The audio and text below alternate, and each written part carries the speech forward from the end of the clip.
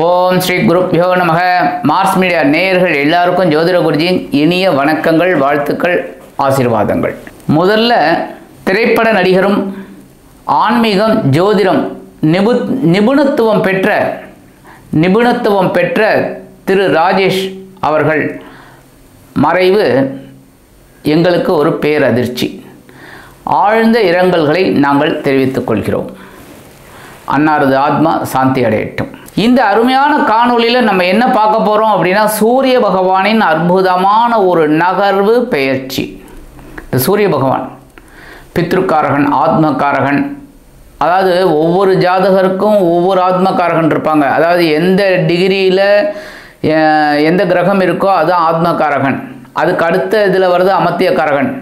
அந்த வகையில் இந்த ஆத்மக்காரகன்கும் போது மொத்தமாகவே பித்ருக்காரகன், பிதாக்காரகன், ஆத்மக்காரகன்னாலே சூரிய பகவான் தான். ஏன்னா சூரிய பகவானோட ஒளியை வாங்கியிருந்தால் எல்லா கிரகமும் செயல்படுறதுன்னு உங்கள் எல்லாருக்குமே தெரியும்.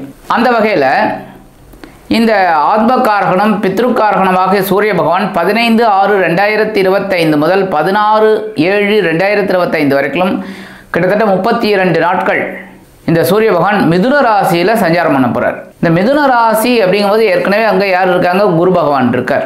இந்த குரு பகவானோட இந்த சூரிய பகவானை இணையிறது ரொம்ப ரொம்ப விசேஷம். ஏன்னா ஆத்மக்காரகன், தனக்காரகன் ரெண்டு பேரும் சேர்றது ரொம்ப விசேஷம். அதுக்கு பேர் என்னென்னா, அந்த இணைவுக்கு பேர் சிவராஜ யோகம். ஒன்று ரெண்டு பேரும் சமசப்தமாக பார்த்துட்டாலும் ஒன்று தான், அதேமாரி ரெண்டு பேரும் இணைந்து இருந்தாலும் அதே தான். கிட்டத்தட்ட ஒரு 36 டிகிரி 30 டிகிரி அப்படியே சேர்ந்து இருந்தாலே ரொம்ப விசேஷம். அந்த வகையில் இந்த சூரிய பகவானும் குரு பகவான் இணைந்து மிதுன ராசியில் சிவராஜ யோகத்தை கொடுக்க போகிறாங்க. 15/6/2025 முதல் 21/6/2025 வரைக்கும் 7 நாட்கள் செவ்வாய் பகவானோட மிருகசீரிஷம் நட்சத்திர காலில் ட்ராவல் பண்ணுறாரு. ஏன்னா மிருகசீரிஷம் 3, 4 ஆகிய பாதங்கள் தான் இந்த மிதுன ராசியில் இருக்குது. 3, 4 ஆகிய பாதங்கள், 2 பாதங்கள் தான். அதுக்கப்புறம் பார்த்தீங்கன்னா 22/6/2025 முதல் 5/7/2025 வரைக்கும் 14 நாட்கள் ராகு பகவானின் திருவாதிரை நட்சத்திர காலில் இந்த சூரிய பகவான் ட்ராவல் பண்ணுறார்.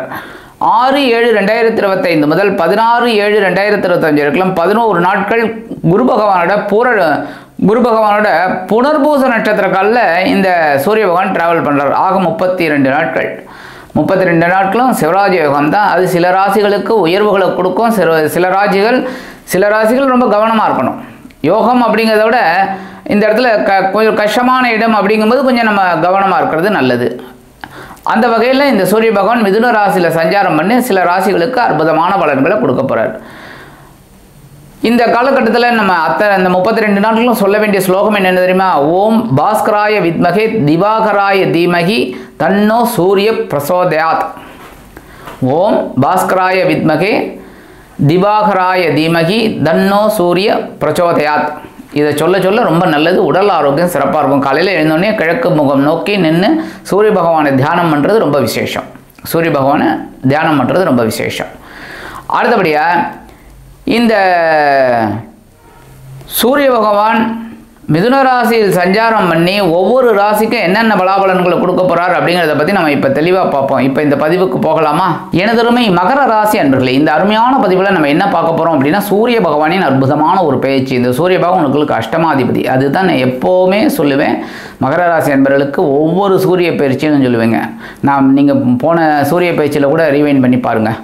கண்டிப்பாக அந்த பதிவை பார்த்தீங்கன்னாலே தெரியும். என்னென்னா, எப்போவுமே நம்மளோட அஷ்டமாதிபதிக்கு சல்யூட் பண்ணணும். எப்போவுமே நமக்கு மேலே ஒருத்தர் நமக்கு ஒரு கஷ்டத்தை கொடுக்க போகிறார் அப்படின்னா அவரை நம்ம நைஸ் பண்ணினா தான் நல்லது. புரியுதா?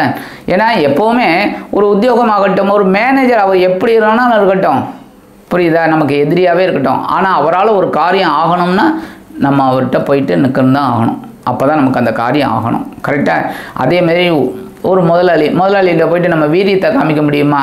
சொல்லுங்கள், வேலை போயிடும். கரெக்டாக? அப்போ முதலாளியே நம்ம சில நேரங்களில் நைஸ் பண்ணிட்டு போகிறோமா இல்லையா?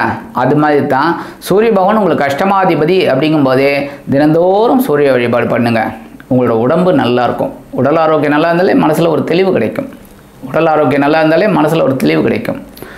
அந்த வகையில் இந்த அஷ்டமாதிபதி பஞ்சமஸ்தானம் என்று அழைக்கப்படக்கூட 5ஆம் இடத்துல இருந்து குழந்தைகள் மூலமாக ஒரு சந்தோஷத்தை கொடுத்தார். குழந்தைகள் உங்களுக்கு ரொம்ப அனுகூலமாக இருந்தாங்க.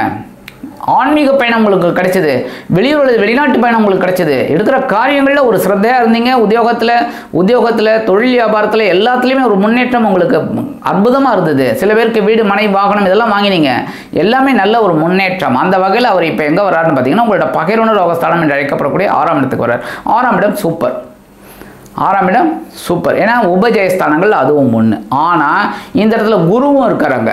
6ஆம் இடத்துல குரு இருக்கிறது கொஞ்சம் சுமாரான மத்தியமமான பலன் தான். நம்ம குரு பயிற்சியில் சொல்லியிருக்கேன். அந்த வகையில் உத்தியோகத்தில் கவனமாக இருக்கணும். ஒரு பவர் இருக்கும், ஆனால் கவனமாக இருக்கணும். கரெக்டாக? அதேமாரி கடன் விஷயத்தில் கவனமாக இருக்கணும். இந்த கொடுக்கல் வாங்கலில் இருக்கிறவங்களாம் ரொம்ப ரொம்ப கவனமாக இருக்கணும். கரெக்டாக? ரொம்ப கவனமாக இருக்கணும். அப்போ தான் நல்லது. ஏன்னா 3-12 கூடிய அதிபதி குரு பகவான் தனக்காரகன். தைரியத்தினால செலவு விழும். அதுதான் தைரியமாக இருக்கக்கூடாது, தைரியத்தோட கொஞ்சம் கவனமும் இருக்கணும். அந்த வகையில் உங்களுக்கு பகைரோண ரோகஸ்தானத்தில் குருவுடன் இணைந்து சிவராஜ யோகம் அப்படின்னு இல்லைன்னாலும் யோகம் இருக்குது. குருவும் சூரியனும் இணைஞ்சாலே சிவராஜ யோகம் தான். ஆனால் இருக்கிற இடம் 6ஆம் இடம் அப்படிங்கிறனால உத்தியோகத்தில் கவனமாக இருக்கணும், தொழில் வியாபாரத்தில் சூதனமாக இருக்கணும், கடன் விஷயத்தில் கவனமாக இருக்கணும், உடல் ஆரோக்கியத்தில் கவனமாக இருக்கணும். பகை ருண ரோகம் கவனமாக இருக்கணும். ரோகம்னாலே வியாதி இல்லாமல் பார்த்துக்கணும். 15/6/2025 முதல் 21/6/2025 இருக்கும் 4-11 கூடிய அதிபதி செவ்வாய் பகவானின் மிருகசிருஷ்ட நட்சத்திர காலில் இந்த சூரிய பகவான் டிராவல் பண்ணுறார். வீடு மனை வாகனம் இதெல்லாம் வாங்கணும்னு நினச்சிங்கன்னா வில்லங்கம் இல்லாத இருக்கிறதா ப்ராப்பர்ட்டியாக நீங்கள் பார்க்கணும். சொத்து சேர்க்கை இருக்குது, தொழில் வியாபாரத்தில் லாபம் இருக்குது, ஆனால் வில்லங்கம் இல்லாமல் நீங்கள் பார்த்துக்கிறது தான் நல்லது.